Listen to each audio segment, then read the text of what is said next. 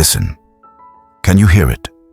Beneath the noise of the world, the arguments, the notifications, the endless rush, there is another sound, a deeper frequency. It is the sound of unbreakable focus, the hum of profound resilience. This is not the strength you see in movies. It is not loud. It is not fast. It is the strength of the ancient oak, standing firm through 1,000 storms. It is the strength of the deep ocean, unmoved by the chaos on the surface. While everyone else is shouting to be heard, this power is built in the quiet spaces, in the choices nobody sees, in the patience nobody praises.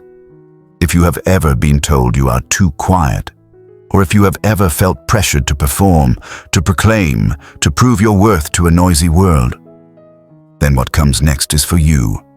This is the untold path, the way of quiet strength. Welcome to Mind Armor. Part 1. The strength that doesn't speak. There's a kind of strength that doesn't make headlines. It doesn't roar. It doesn't flash or demand to be noticed. It just endures. Patient, grounded, unmoving. That's quiet strength, the power nobody talks about, because those who have it don't need to. Most people mistake this silence for weakness. They see a calm face and assume an empty mind. They see a quiet person and presume a void of ambition. But the Stoics, the architects of resilience, understood a fundamental truth. Silence is the filter that separates the reactive from the resilient. Because anyone can shout, it is an involuntary spasm of emotion. It takes real, cultivated power to stay calm, to choose your response, to own the space between a trigger and your action. Let's start with a story, not of a king or a general, but of a blacksmith. There once was a blacksmith. His world was fire and iron. Every day he faced the blistering heat, hammering steel until sparks filled the air like angry stars. He never spoke much.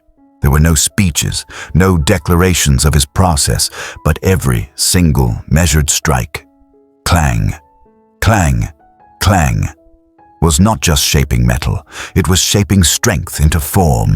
His silence wasn't emptiness, it was total, uncompromising focus. It was the sound of mastery itself. That is the essence of quiet strength in a human life. It is the power to do what must be done, consistently, without needing applause. It is the discipline to show up every single day, especially when no one is watching and no one will ever know. If you have ever felt unseen, overlooked, or dismissed simply because you are quiet, I want you to sear this phrase into your memory. Still water runs deep, and depth, true, profound depth, does not need to make noise to prove its existence. Your first call to action. Pause, right here. If this idea resonates with the part of you that is tired of performing, hit the like button. Let it be your silent but definite yes, your agreement to begin building this kind of calm, internal strength, and to let go of the exhausting need for loud, external performance. Part 2. The Stoic Blueprint for Embodied Power. Marcus Aurelius, the emperor who guided an empire through war and plague, wrote in his private journal, "Waste no more time arguing what a good man should be." Be one read that not as a suggestion, but as a command from history. This is the Stoic blueprint for quiet power. Don't argue your worth. Don't explain your value. Don't announce your integrity. Embody it. Let your actions be your only argument. Quiet strength is found in the man who forgives a betrayal without ever announcing his forgiveness. The strength is in the release, not in the receipt of credit. It is in the woman who gets up after a devastating failure, brushes off the dust, and continues her work, without seeking pity or waiting for praise. It is in the soul that remains calm, centered, and clear in the middle of absolute chaos, becoming an unspoken anchor for everyone else who is losing their mind. The world fundamentally misunderstands these people. It is a translation error. We live in an age where noise has become the accepted language of validation. We think the person who speaks most must know most.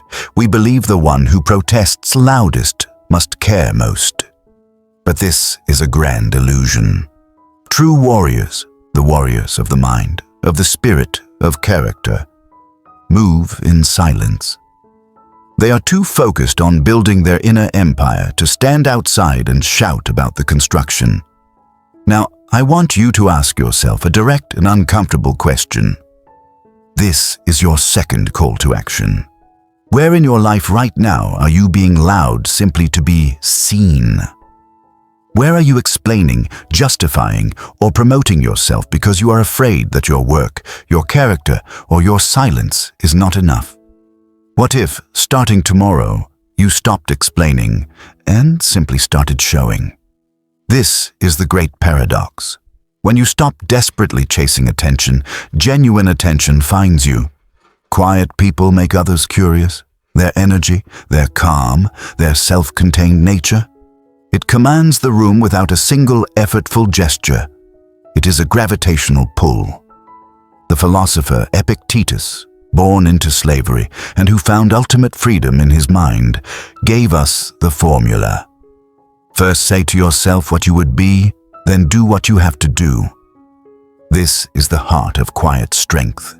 It is self-direction. It is a private vow, followed by relentless, undramatic action. Your third call to action.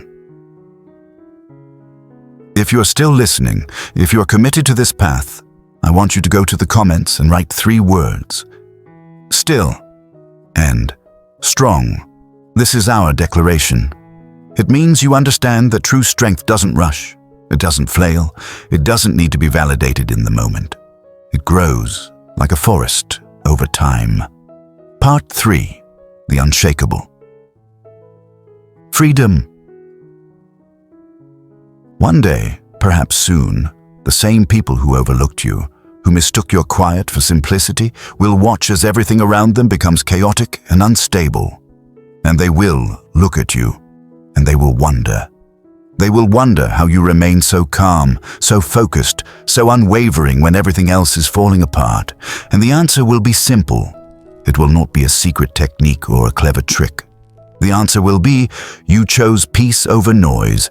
You chose depth over distraction. You chose to build a fortress inside your own mind, and you decided to live there. So today, I am not giving you a complex task. I am giving you a new orientation. Choose to speak less and act more. Choose to listen deeper and react slower. Choose to be the blacksmith of your own destiny, hammering quietly with immense focus, shaping your life with every patient, deliberate strike. Quiet doesn't mean weak.